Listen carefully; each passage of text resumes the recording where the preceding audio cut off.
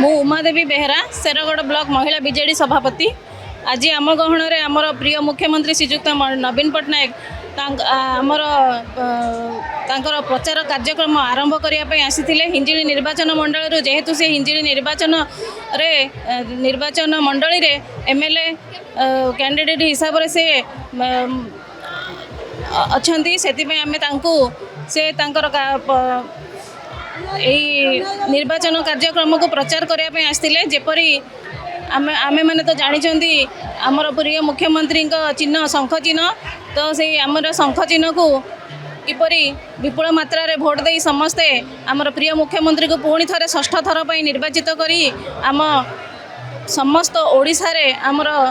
जेपरी शंख चिन्हर विजय हम से प्रति